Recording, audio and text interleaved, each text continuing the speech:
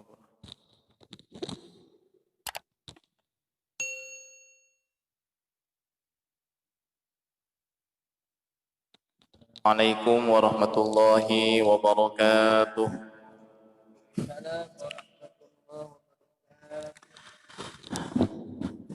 Bismillahirrahmanirrahim. Bismillahi masyaallah la quwwata illa billah. Masyaallah kullu ni'matin faminallah. Masyaallah al khairu kulluhu biyadillah. Masyaallah la yasrifu su'a illallah.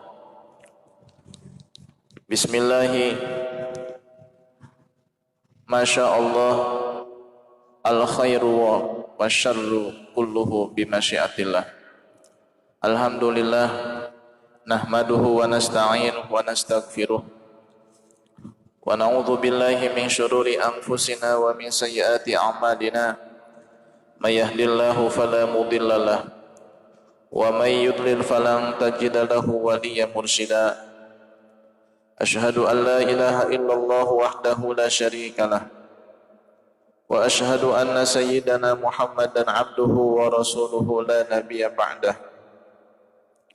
Allahumma salli wa sallim ala sayyidina Muhammadinil amin wa ala alihi wa ashabihi al-ghurril mayamin والتابعين لهم بإحسان إلى يوم الدين وعلينا معهم وفيهم برحمتك يا أرحم الراحمين. نويت التعلم والتعليم والتذكر والتذكير والنفع والانتفاع والإفادة والاستفادة والحث على التمسك بكتاب الله وسنة رسول الله صلى الله عليه وسلم والدعاء إلى الهدى والدلالة على الخير ابتغاء وجه الله ومرضاته وثوابه وقربه سبحانه وتعالى وما نوى به مشايخنا ومعلم الله سبحانه وتعالى من صالح النيات. أسأل الله سبحانه وتعالى أن يجعلنا وإياكم من العلماء العاملين الفائزين بعلم اليقين وعين اليقين وحق اليقين مع اللطف والعافية. اللهم إنا نسألك علما نافعا ورزقا واسعا حلالا كثيرا طيبا مباركا وعملا متقبلا وشفاء من كل داء وسقم برحمتك يا أرحم الراحمين. اللهم إنا نسألك العلم اللدني والمشرب الصافي الهني وهاب يا غني. اللهم إنا نعوذ بك من علم لا ينفع ومن قلب لا يخشع ومن نفس لا تشبع ومن عين لا تدمع ومن دعوة لا يستجاب لها. سبحانك لا علم لنا إلا ما علمتنا إنك أنت العليم الحكيم وتب علينا إنك أنت التواب الرحيم. اللهم ارزقنا فهم النبيين وحفظ المرسلين وإلهام الملائكة المقربين. صل وسلم على سيدنا محمد وعلى جميع الأنبياء والمرسلين والحمد لله رب العالمين. Para hadirin kaum muslimin, hadirat kaum muslimat, saudara-saudariku seiman dan setanah air yang dimuliakan Allah Subhanahu wa taala.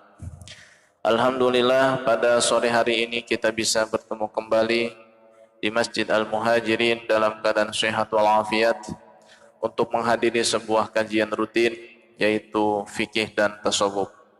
Semoga dengan bekal kita menghadiri majlis ilmu ini kita bisa melaksanakan ibadah sesuai dengan tuntutan Allah Subhanahu wa taala dan sesuai dengan syariat Nabi besar Muhammad sallallahu alaihi wasallam sehingga kita termasuk dalam kategori hamba-hamba Allah yang tulus beribadah kepada Allah dengan didasari oleh ilmu.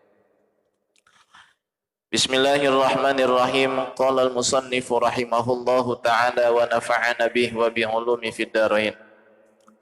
Faslun wa 'alaika bi ada'il faraidi. Ini satu pasal. Wa 'alaika bi ada'il faraidi, dan hendaklah kamu melaksanakan perkara-perkara yang fardu. Wajtinabil maharimi, dan menjauhi perkara-perkara yang diharamkan. Wal iktsari minan nawafili, dan memperbanyak dari ibadah-ibadah sunnah. Di dalam fasal ini Al-Imam Haddad rahimahullahu ta'ala wa nafa'ana bih wa bi'ulumi fid darain memberikan nasihat dan wasiat kepada kita agar kita melaksanakan 3 hal. Yang pertama adalah menunaikan yang wajib, dan yang kedua adalah menjauhi yang diharamkan oleh Allah, dan yang ketiga adalah memperbanyak ibadah sunnah. 3 hal ini merupakan komponen dasar hamba yang beriman kepada Allah Subhanahu wa ta'ala.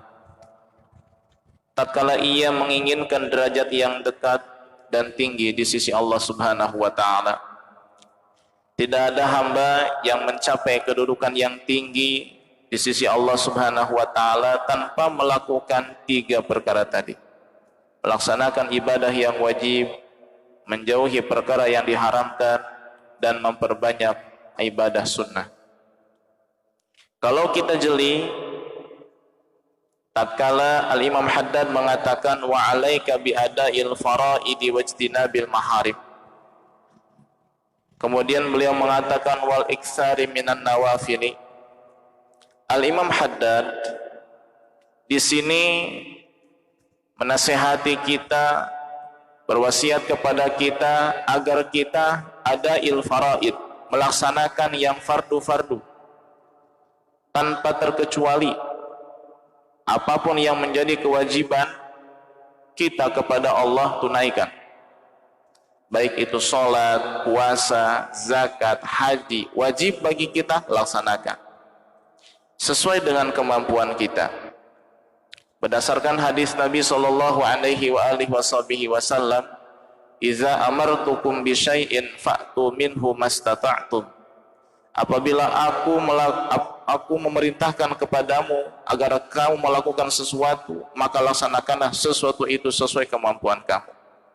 Artinya, ibadah yang wajib apapun itu kita laksanakan. Pelaksanaannya sesuai dengan kemampuan. Salat wajib dilaksanakan dengan cara berdiri, salat fardu. Tidak mampu boleh duduk. Tidak mampu duduk boleh tidur miring. Tidak mampu boleh dengan cara tidur terlentang. Puasa Ramadan, jika tidak mampu melaksanakan dikarenakan sudah tua renta, atau dia sakit dengan penyakit yang tidak ada kunjung harapan sembuhnya, boleh tidak puasa Ramadan diganti dengan fidyah. Artinya kewajiban itu tetap dilaksanakan tapi sesuai dengan kemampuan. Wa idza nahaitukum an syai'in fa'tu wa idza nahaitukum an syai'in fajtanibuh. Dan apabila aku mencegahmu dari sesuatu, fajtanibuh, maka jauhilah itu. Nabi ketika melarang kita melaksanakan perbuatan yang diharamkan, Nabi tidak menggunakan redaksi fajtanibuhu mastata'tum, tinggalkanlah sesuai kemampuan kamu, tidak. Tapi Nabi dengan tegas mengatakan fajtanibuhu, jauhilah itu, tanpa ada kata sesuai dengan kemampuanmu. Artinya namanya minuman keras misalnya, total harus ditinggalkan, tidak bisa sesuai kemampuan kita. Saya mampunya Pak Ustadz meninggalkan minuman keras ya seminggu 7 kali. Untuk 1 kalinya nggak bisa saya. Berzina diharamkan, tinggalkan secara total. Nggak bisa seperti ini. Saya biasanya berzina, naudzubillah, seminggu 7 kali. Karena ini larangan, saya tidak bisa meninggalkan semua, hanya sebagian saja. 6 saya bisa, yang satunya nggak bisa. Ini nggak mungkin. Hal yang diharamkan tidak ada toleransi. Tinggalkan total semuanya. Zina tinggalkan. Perjudian tinggalkan, mabuk tinggalkan, mencuri, ya. Saya mencuri banyak nggak bisa. Apa saya mencuri banyak boleh, bisa saya tinggalkan. Tapi sedikit saya nggak bisa. Mau tidak mau saya harus mencuri, nggak bisa. Total tinggalkan mencuri. Artinya dalam hal yang diharamkan oleh Allah Subhanahu Wa Taala, tinggalkan semuanya total. Tidak ada istilah sesuai kemampuan kita, tidak ada. Tapi dalam melaksanakan ibadah yang wajib, laksanakan semuanya sesuai kemampuan kita. Ya. Nah, ketika ketika Imam Haddad alaihi ridwanullah, beliau mengajak kita, menyuruh kita, menasihati kita agar melaksanakan ibadah sunnah, beliau katakan wal iktsari minan nawafil, dan perbanyak ibadah sunnah. Jadi nggak mesti kita laksanakan sunnah-sunnah Nabi semuanya, karena itu mendekati hal yang mustahil secara kebiasaan. Tapi tidak mustahil, banyak hamba Allah yang sanggup melaksanakan sunnah-sunnah Nabi. Tapi bagi umumnya orang Islam, itu mendekati hal yang sangat sulit, melaksanakan semua sunnah Nabi. Maka kalau tidak bisa melaksanakan semua sunnah Nabi, minimal perbanyak sunnah Nabi. Ya, banyak di sini nggak mesti semuanya. Ya, sesuai dengan pemahaman kita, sesuai dengan yang kita kaji, yang kita dengar, yang kita pelajari, itu kita amalkan. Tapi untuk hal yang wajib, semuanya laksanakan sesuai kemampuan. Yang haram, semuanya tinggalkan, nggak perlu sesuai kemampuan. Tapi itu yang sunnah, perbanyak saja. Ya, dan 3 hal ini tidak mungkin bisa kita lakukan kalau kita tidak punya ilmu. Bagaimana mungkin kita tahu hal yang wajib kalau kita tidak mengaji? Bagaimana mungkin kita tahu ini adalah haram kalau kita tidak mengaji? Bagaimana mungkin kita tahu ini adalah sunnah kalau kita tidak mengaji? Berarti 3 hal ini bermuara pada satu perintah, yaitu perintah mengaji. Karena dengan mengaji kita tahu mana yang haram, mana yang wajib, mana yang sunnah. Yang wajib sunnah kita laksanakan, yang haram kita tinggalkan. Fa innaka, maka sesungguhnya kamu, in fa'alta zalika, apabila melakukan hal itu, mukhlishan, dengan ikhlas, tulus, liwajhillahil karim, karena zat Allah yang mulia, hasolta, maka kamu akan memperoleh ala ghayatil qurbi, puncak kedekatan, minallahi, dari Allah, wa khuli'at alaika, dan kamu akan diberikan khil'atul mahabbati, derajat kecintaan, allati tasiru indaha, yang dengannya akan menjadi jami'u harakatika, seluruh gerakanmu, wasakanatika, dan seluruh diamu, billahi, lillahi, karena Allah, wabillahi, dan dengan pertolongan Allah. Jika kita mampu melaksanakan yang wajib, jika kita sanggup melaksanakan meninggalkan yang haram, jika kita sanggup memperbanyak ibadah yang sunnah, karena Allah, bukan karena pujian, bukan karena malu sama orang, bukan karena ingin sanjungan, bukan karena duniawi, bukan karena jabatan, tidak ada unsur apapun melainkan mukhlishan liwajhillahil karim, semata-mata karena Allah, untuk Allah, mengharapkan ridha Allah. Jikalau kita mampu melaksanakan 3 hal itu dengan ikhlas, maka kita akan mencapai puncak kedekatan dengan Allah Subhanahu wa ta'ala, dan kita akan mendapatkan kedudukan mahabbah, derajat kecintaan, yang dengan derajat kecintaan ini perbuatan kita, diamnya kita, ucapan kita, gerakan kita, semuanya adalah lillahi wabillah, karena Allah dan dengan pertolongan Allah. Wali sudah. Nah, ini ngomongnya mudah ya, prakteknya Masya Allah. Laksanain ngaji aja dulu beratnya luar biasa ya, capek, segala macam, belum prakteknya. Ini baru konsep, biar tahu dulu mana yang wajib, mana yang sunnah, mana yang haram. Apa konsepnya? Ngaji itu aja udah sulit bener, belum lagi melaksanakan yang wajibnya, meninggalkan yang haramnya, memperbanyak yang sunnahnya.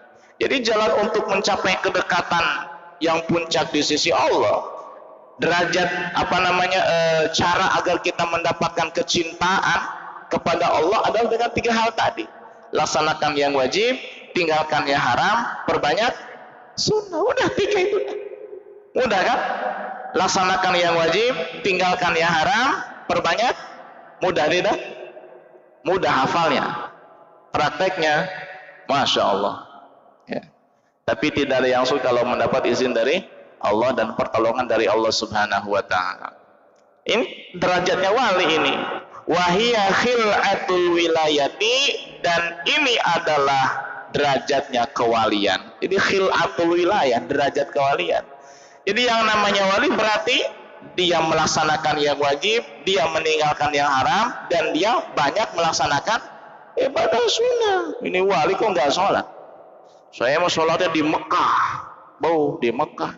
Saya mau jumatannya di Mekah.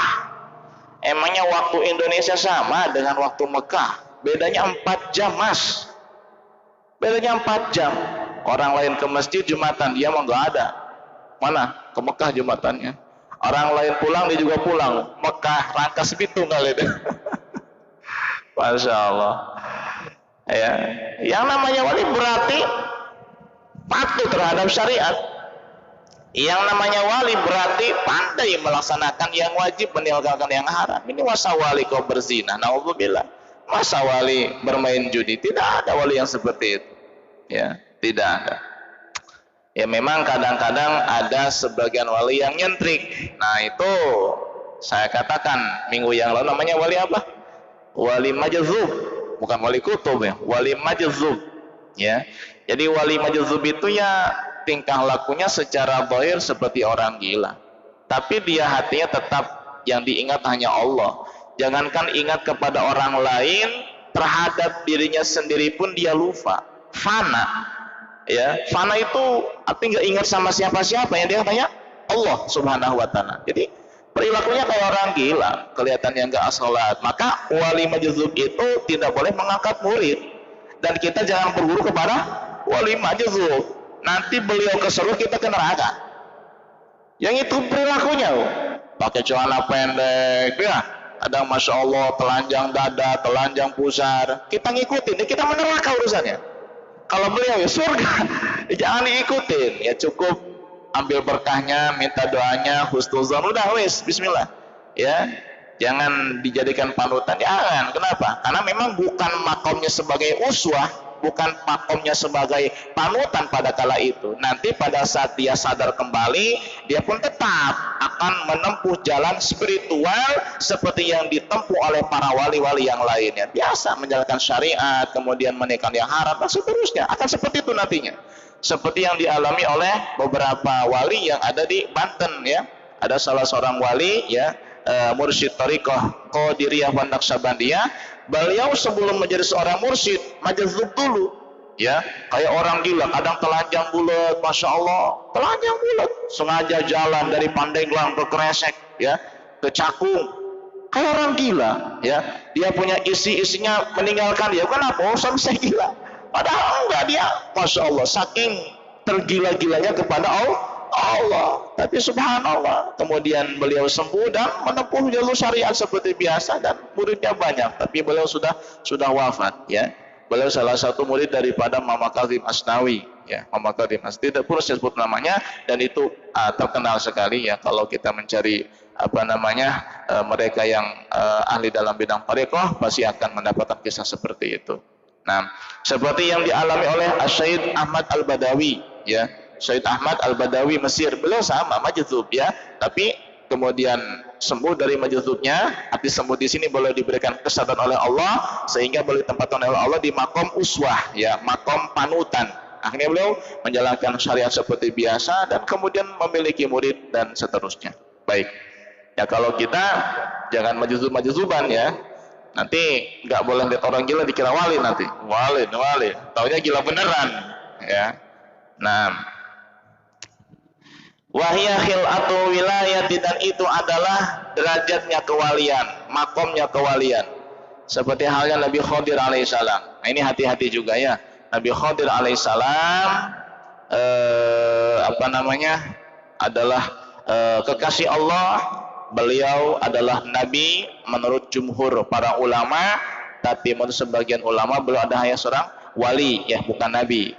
Sedangkan mayoritas ulama mengatakan beliau itu adalah nabi, tapi sebagian ulama mengatakan beliau adalah wali. Khadir alaihissalam namanya adalah Balya bin Malkan, Abul Abbas Balya bin Malkan. Ini sering saya katakan dan saya tidak akan bosan menceritakan masalah ini. Dikatakan dalam kitab Hasyiatus Shawi, qala ba'dul arifin, sebagian ahli ma'rifat mengatakan, man hafidha ismal Khadir wa isma abihi wa laqabahu wa kunyatahu mata alal Islam. Barang siapa yang hafal nama Khadir, ya, nama Nabi Khadir, dan hafal nama ayahnya, hafal lakobnya, julukannya, dan hafal nama kunyahnya, maka orang tersebut akan mati dalam keadaan Islam. Ya, sebagian ahli marifat mengatakan barang siapa yang hafal nama asli Nabi Khadir, nama bapaknya, lakobnya, kunyahnya, maka dia akan mati dalam keadaan Islam. Ya, siapa nama Khadir? Balia. Nama bapaknya Malkan. Nama lakobnya Khadir. Ya, ada yang mengatakan Khidir, ada yang Khadir, tapi yang paling absah Khadir. Kemudian yang keempat kunyahnya Abul Abbas. Jadi hafalkan tuh. Abul Abbas itu kunyahnya. Khadir itu lakobnya. Balia itu nama aslinya. Malkan nama bapaknya. Abul Abbas, Khadir, Balia bin Malkan. Hafalkan. Ya. Penting ini. Abul Abbas, Khadir, Balia bin Malkan. Siapa yang hafal 4 nama ini, dia akan mati dalam keadaan Islam. Ini bukan hadis, ini ucapan sebagian ahli ma'rifat, ucapan sebagian wali-wali Allah, dan kita boleh amalkan.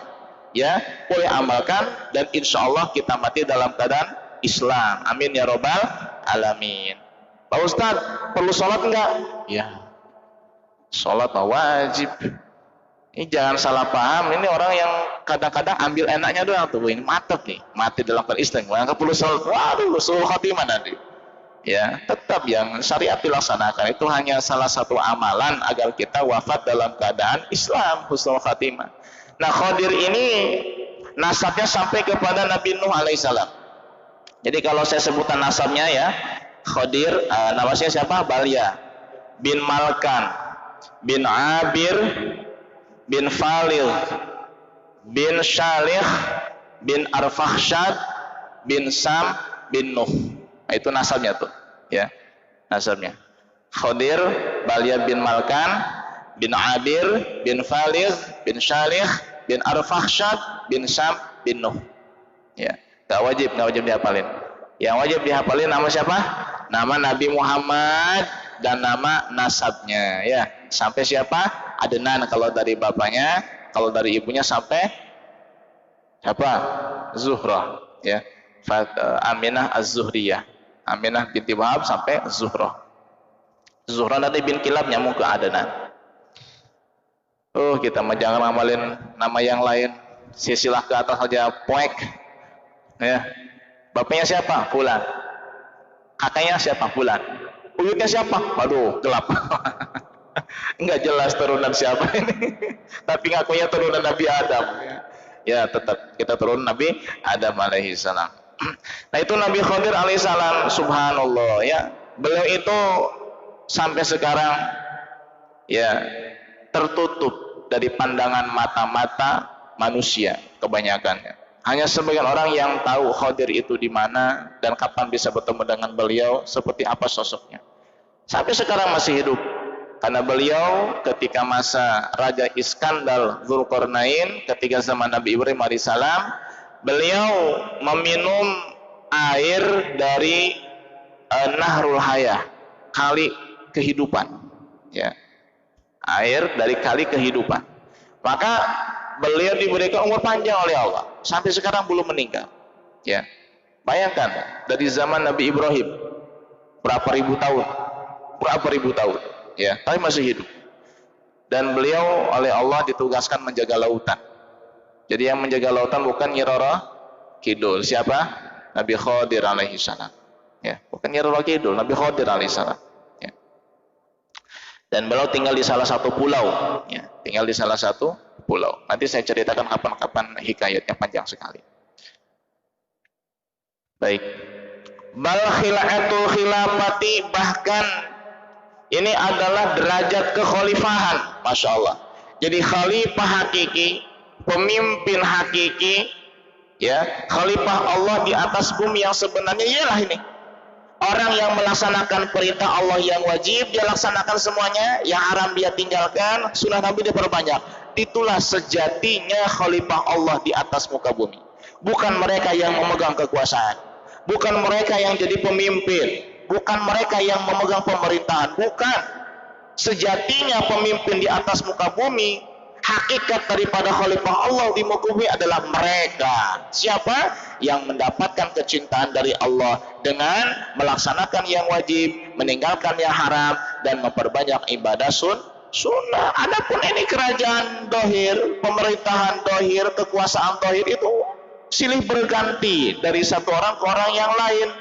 Wa tilkal ayyamu nudawiluha bainan nas. Allah pindah-pindahkan dari satu penguasa ke penguasa yang lain. Qulillahumma malikal mulki tu'til mulka man tasya wa tanzi'ul mulka mimman tasya. Allah ngasih kekuasaan kepada siapa yang dikehendaki oleh Allah. Allah mencabut kekuasaan dari siapa yang Allah kehendaki. Ya, semua ada masanya. Tapi untuk khalifah yang sebenar-benarnya, dia akan menjadi khalifah pemimpin di dunia hingga akhirat. Siapa? Ya tadi, para wali Allah yang mendapatkan maqam kedekatan dengan Allah, mendapatkan derajat kecintaan dari Allah dengan melaksanakan yang wajib, dengan meninggalkan yang haram, dan memperbanyak ibadah sunnah. Mudah ya, cuma 3 tuh konsepnya tuh. Mudah nggak? Dihafalnya mudah, ya, dihafalnya. Ya minimal dihafalin dulu dah. Itu tuh. Ya, adapun prakteknya ya mudah-mudahan kita diberi pertolongan oleh Allah Subhanahu wa taala. Waqad asyara, dan sungguh telah memberi isyarat ilaiha kepadanya. Rasulullah, siapa Rasulullah sallallahu alaihi wasallam. Biqaulihi, dengan hadis Rasul, fima yarwihi, yang ia riwayatkan an rabbihi, dari Allah, dari Tuhannya. Artinya hadis qudsi ini. Inna Allah Ta'ala, sesungguhnya Allah Ta'ala, qala, telah berfirman, ma taqarraba ilayya abdi, ma taqarraba, tidak ada yang mendekatkan, ilayya, kepadaku, abdi, siapa hambaku, bisyai'in, dengan sesuatu, ahabba ilayya, yang lebih aku cintai, mimma, dari sesuatu, iftaratu, yang telah aku wajibkan alaihi, atasnya. Kalau kita ingin mendekatkan diri kepada Allah, bagaimana caranya? Tidak ada cara yang paling Allah cintai seorang hamba mendekatkan diri kepada Allah, melainkan dengan melaksanakan apa yang telah Allah wajibkan kepadanya. Kita ingin dekat dengan Allah. Pak Ustaz, saya pengen dekat dengan Allah. Saya dekat dengan bos saja semuanya enak. Masya Allah, libur 2 hari kata bos, nah wes gak usah masuk, tapi gaji tetap jalan. Dekat dengan bos. Ya, bos saya mau cuti 1 minggu jalan-jalan. Oh, gak apa-apa, udah sana, tenang, gaji tetap jalan, gak usah masuk. Ya, Masya Allah, dekat dengan bos enak. Ya, gaji tetap lancar meskipun kadang masuk kadang enggak. Ya, dekat dengan bos. Bos kalau lagi kita diajak, dekat dengan bos. Ada salah satu ajudan pribadi, ya, pernah dengar? Ya, ajudan pribadi, ajudannya menteri itu. Orangnya biasa, bahkan kalau mungkin mohon maaf ya. Kalau kita melihat kecerdasannya mungkin jauh daripada yang lain, biasa-biasa saja. Tapi karena dia dekat dengan menteri, dekat dengan bos, Masya Allah, tabungannya sekian M, ya, dia pernah ke negara ini, ke negara itu, pakai pakaian mahal. Kok bisa dekat dengan bos? Pak Ustaz, saya dekat dengan bos aja enaknya luar biasa. Bagaimana kalau dekat dengan Allah? Caranya gimana Pak Ustaz biar saya dekat dengan Allah? Nih jawaban dari hadis. Ini hadis riwayat Imam kalau tidak salah Abu Hurairah, yang Nabi riwayatkan dari Allah. Artinya hadis qudsi. Ya, dia firman Allah tapi dengan redaksi dari Nabi Shallallahu alaihi wasallam. Kata Allah dalam firman-Nya, tidak ada seorang hamba yang mendekatkan diri kepadaku dengan sesuatu, dengan cara yang paling aku cintai, melainkan dengan ia melaksanakan apa yang sudah aku wajibkan kepadanya. Kalau pengen dekat Allah, yang wajib laksanakan. Sholat 5 waktu tepat pada waktunya.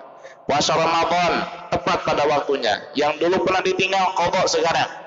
Berbakti kepada orang tua dan seterusnya. Wala yazalu abdi, dan tidak henti-hentinya hambaku, yataqarrabu ilayya, mendekatkan diri kepadaku, bin nawafili, dengan ibadah-ibadah sunnah, hatta uhibbahu, sehingga aku mencintainya. Masya Allah. Pengen dekat dengan Allah, laksanakan yang wajib.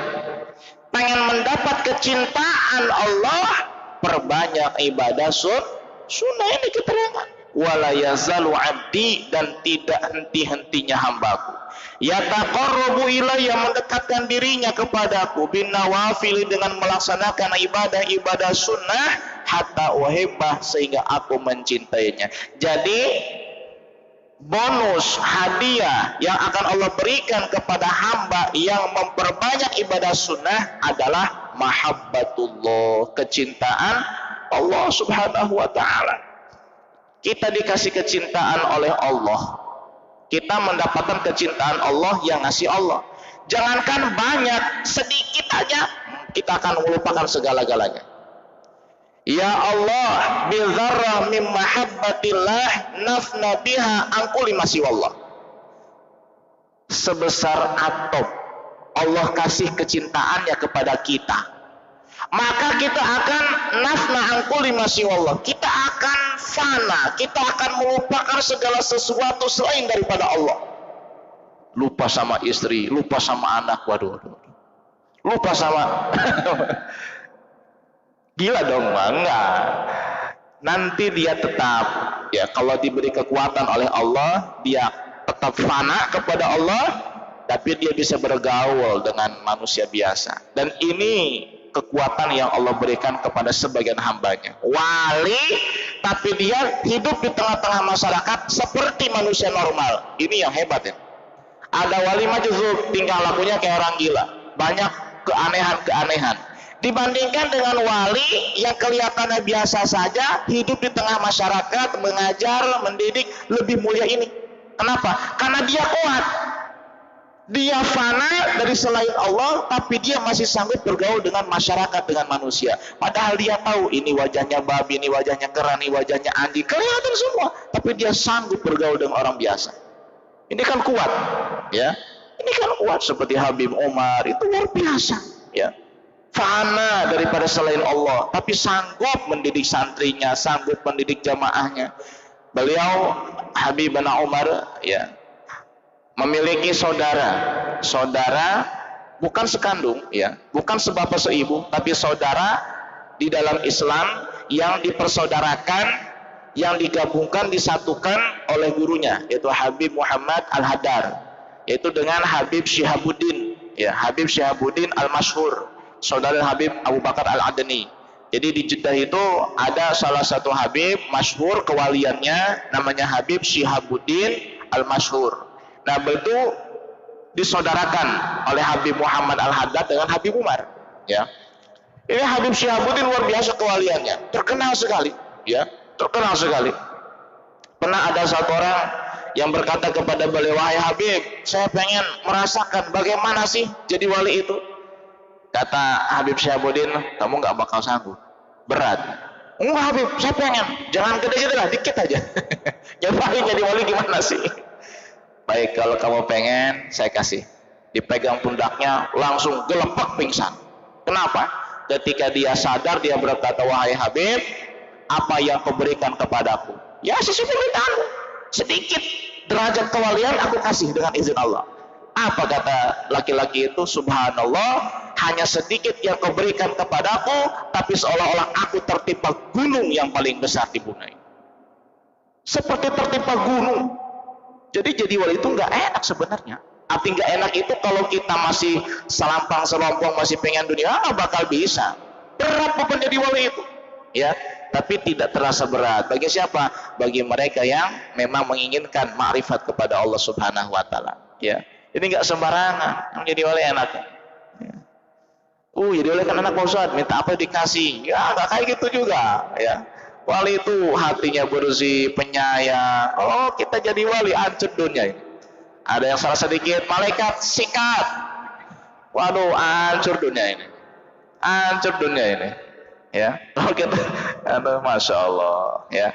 Nah, kata Habib Syihabuddin, Habib Umar itu lebih tinggi derajat dari saya.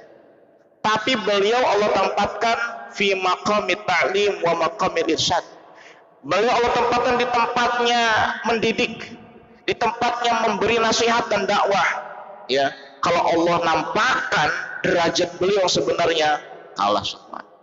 Itu yang berkata Habib Syihabuddin, sudah wafat ya, Habib Syihabuddin Al-Masyhur. Suatu ketika pernah ada yang nanya, wahai Habib Syihabuddin, setiap hari Jumat aku nggak pernah melihatmu sholat Jumat. Kalau kau pengen aku lihat aku sholat Jumat, ya, kalau pengen lihat saya sholat Jumat, nanti pas adzan Jumat, ya, pas waktu Jumat, kamu pergi ke tepi pantai. Kamu akan mendapatkanku ada di sana. Ya penasaran tuh, datang, subhanallah, ternyata di pantai itu ribuan berbaju putih sholat Jumat yang imamin Habib Syihabuddin. Siapa itu yang berpakaian putih? Ya dari kalangan jin, ya Islam, ya dari kalangan jin, Islam dan malaikat. Emangnya boleh? Ya sah boleh, ya boleh. Menggugurkan Jumat juga sama. Ya, jadi kalau pengen Jumatannya beda sama orang, ya sama jin Jumatannya. Paling nggak bisa balik lagi ke sini. Ya, subhanallah. Ya, itu raja jin, pokoknya jin-jin takut tuh sama Habib Syihabuddin. Ya. Habib Syihabuddin Al-Masyhur. Faida ahbabtuhu, sudah maghrib. Alhamdulillah, ya kita cukup sampai di sini saja. Allah bisawab. Ya, kita senang menceritakan hal ini. Ya minimal kita tahulah ada derajat kewalian, ya, supaya kita sadar diri kita gak ada apa-apanya. Ya, seperti itu. Wallahu a'lam bishawab.